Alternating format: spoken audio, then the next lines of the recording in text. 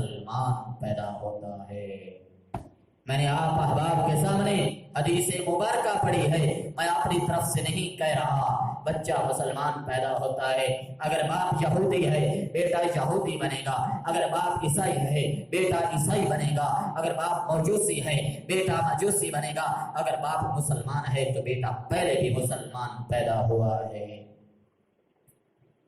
لقمان علیہ السلام آپ نے بیٹے کو نصیحت کی، فرمایا یا بنی لا تشرک باللہ ان الشرک لظلم عظیم، اے میرے بیٹے اللہ کے ساتھ کسی کو شریک نہ کرنا، شرک بہت بڑا ظلم ہے۔ لقمان علیہ السلام نے اپنے بیٹے کو شرک سے منع کیا اور اس کو بہت بڑا ظلم قرار دیا ہے۔ انہیں توحید کا مفہوم اچھی طرح سے یاد کروا دیا ہے اور بیٹے کو بتایا ہے کہ شرک سے بچ کر توحید کی طرف آنا ہے، بدعت سے بچ کر سنت کی طرف آنا ہے۔ ہر چیز کا خالق مالک اللہ، ہر چیز کا رازق اللہ، ہر چیز کو پالنے والا اللہ، ہر چیز کو زندگی دینے والا اللہ ہے، ہر چیز کو موت دینے والا اللہ ہے، مشکل کشا اللہ ہے، حاجت روا اللہ ہے، خالق و مالک اللہ ہے۔ هو اللہ لا الہ الا ہو، اللہ لا الہ الا ہو۔ کون اللہ؟ هو الرحمن الرحیم، الملك القدوس السلام المؤمن المهيمن العزيز الجبار المتكبر الخالق الباري المصور الغفار القهار الوهاب الرزاق الفتاح العليم القابض الباسط الخافض الرافع المعز المذل السميع البصير السميع البصير السميع البصير۔ میرے بھائیو، اللہ ہر بے کائنات مشکل کشا بھی ہے، حاجت روا بھی ہے۔ میرے پاک پیغمبر علیہ السلام نے ارشاد فرمایا لا طاعت لأحد فی معصیت اللہ انما الطاعت فی المعروف، کہ پیارے پیغمبر نے فرمایا اللہ کی نافرمانی میں کسی کی اطاعت نہیں ہے، اللہ کی نافرمانی میں کسی کی اطاعت نہیں ہے، چاہے والدین ہو، چاہے ماں باپ ہو، چاہے رشتہ دار ہو، چاہے استاد ہو، چاہے حکمران ہو، چاہے جنرل ہو، چاہے کرنل ہو، چاہے وزیر اعظم ہو، چاہے صدر ہو، جو بھی ہو جہاں بھی ہو، اگر اس میں اللہ کی نافرمانی ہے اس بات کو، اس کے قول کو پس پشت ڈال دیں گے، اور جس میں نیکی ہے اس کو اپنا لیں گے۔ لقمان علیہ السلام نے اپنے بیٹے کو دوسری نصیحت کی، یا بنی ان تک مثقال حبۃ من خردل فتکن فی صخرۃ او فی السماوات فی الارض او فی السماوات او فی الارض یأتی بها اللہ ان اللہ لطیف خبیر۔ پیارے بیٹے، اگر کوئی چیز رائے کے دانے کے برابر ہو، پھر وہ خواہ کسی چٹان میں ہو یا آسمانوں میں ہو یا زمینوں میں ہو، اسے اللہ ضرور لائے گا، تیرے سامنے ایک دن لا کر کھڑا کرے گا، اور اللہ کہے گا آج کس کی بادشاہی ہے، آج کون بادشاہ ہے، کون ہے تکبر کرنے والا۔ ان اللہ لطیف خبیر، پھر اللہ ہر باریک بینی کو جاننے والا ہے۔ لقمان علیہ السلام نے اپنے بیٹے کو تیسری نصیحت کی، یا بنی اقم الصلاۃ وامر بالمعروف ونہی عن المنکر، اقم الصلاۃ وامر بالمعروف ونہی عن المنکر واصبر علی ما اصابک ان ذلک من عزم الامور۔ فرمایا میرے بیٹے، نماز کو قائم کرنا ہے، نیکی کا حکم دینا ہے، برائی سے منع کرنا ہے، اور خود بھی رکنا ہے۔ اگر کوئی تکلیف ہے تو اس پر صبر کرنا ہے۔ یہ بڑے تاکیدی کاموں میں سے کام ہے۔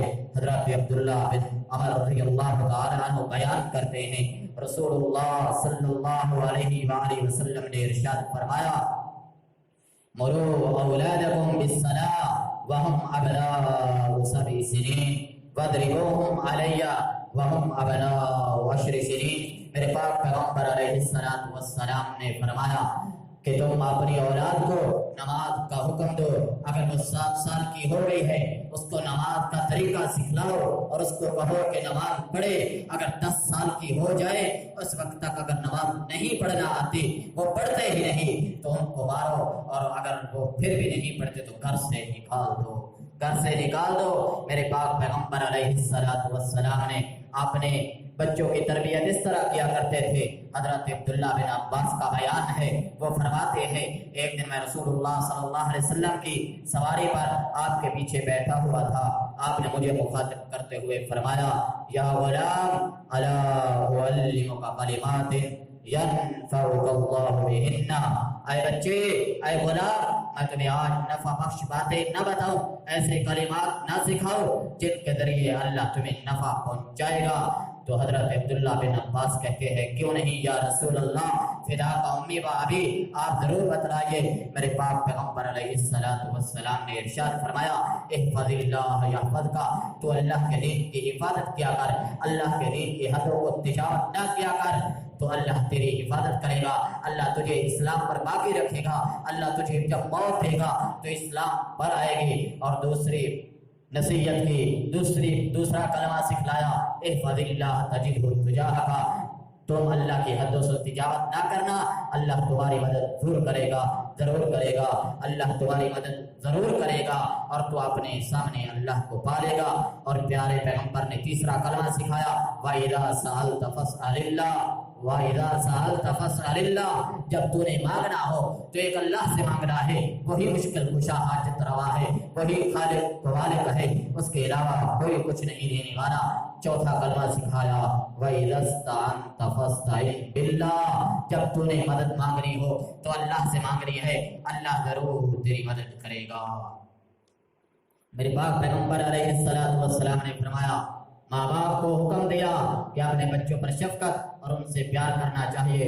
حضرت ابو ہریرہ رضی اللہ تعالیٰ عنہ کا بیان ہے ایک مرتبہ رسول اللہ صلی اللہ علیہ وآلہ وسلم نے اپنے نواسے حضرت حسن رضی اللہ تعالیٰ عنہ کا بوسہ لیا۔ اقرا بن حابس رضی اللہ تعالیٰ عنہ کہتے ہیں یا رسول اللہ فدا کا امی و ابی، میرے 10 بیٹے ہیں، میرے 10 بیٹے ہیں، میں نے کبھی ان کا بوسہ نہیں لیا، میں نے کبھی ان سے پیار نہیں کیا۔ میرے پیارے پیغمبر کی آنکھوں سے آنسو جاری ہو گئے، فرمایا من لا یرحم ولا یرحم، جو اپنے بچوں سے پیار نہیں کرتا، جو اپنے بچوں کے ساتھ رحم نہیں کرتا، اللہ اس پر کبھی رحم نہیں کرے گا، اللہ کبھی اس کے ساتھ پیار نہیں کرے گا۔ میرے بھائیوں اپنی اولاد کے ساتھ پیار کرنا چاہیے، اور پیار کیا جائے، ضرور کیا جائے۔ میرے پیارے پیغمبر علیہ السلام فرماتے ہیں، سیدنا عائشہ صدیقہ رضی اللہ تعالیٰ عنہا بیان کرتی ہیں رسول اللہ صلی اللہ علیہ وسلم کے پاس کچھ دیہاتی لوگ آتے ہیں، آپ کی خدمت میں حاضر ہوتے ہیں اور کہتے ہیں یا رسول اللہ فدا کا امی و ابی، کیا آپ اپنے بچوں سے پیار کرتے ہیں، محبت کرتے ہیں، ان کا بوسہ لیتے ہیں؟ صحابہ نے بھی کہا ہاں ہم ایسا کیا کرتے ہیں۔ تو آگے سے وہ کہتے ہیں ہم نے تو کبھی اپنے بیٹوں کے ساتھ، اپنے بھانجوں بھتیجے نواسوں کے ساتھ کبھی ایسا نہیں کیا۔ میرے پیغمبر نے فرمایا اَوَ أَمْلِكُ إِنْ قَالَ اللَّهُ نَزَعَ مِنْكُمُ الرَّحْمَةَ، لوگوں اگر اللہ نے تمہارے دلوں سے ایمان کو کھینچ لیا ہے، رحمت کو کھینچ لیا ہے، تو بتاؤ میں کیا کروں؟ یہ بھی بخاری کی روایت ہے۔ اور سیدنا بریدہ رضی اللہ تعالیٰ عنہ بیان کرتے ہیں کہ رسول اللہ صلی اللہ علیہ وآلہ وسلم ممبر کے اوپر کھڑے ہو کر خطبہ دے رہے ہیں، اور مسجد میں سیدنا حسن اور سیدنا حسین سرخ رنگ کی قمیضیں پہن کر مسجد میں داخل ہوتے ہیں۔ جب مسجد میں آتے ہیں تو ان کے پاؤں پھسلتے ہیں، وہ ڈگمگاتے ہیں، گرنے لگتے ہیں۔ میرے پیغمبر نے خطبہ چھوڑا ہے، ان کو اٹھایا ہے، پھر آ کر خطبہ دینا شروع کیا۔